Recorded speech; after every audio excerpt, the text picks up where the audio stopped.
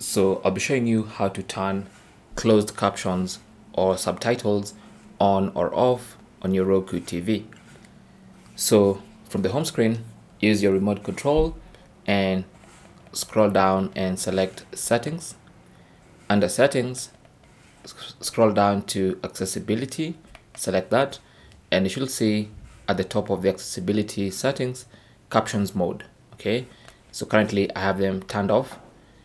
You can turn them on by selecting always on, or you can only enable on during replay. So only when you hit the replay button to rewind 20 seconds back, that's when it gives you the subtitles.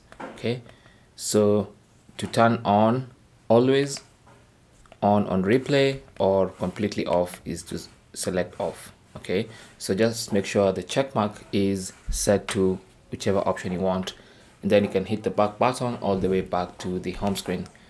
And that is basically how to turn subtitles or closed captions on or off on your Roku TV. Thanks for watching and good luck.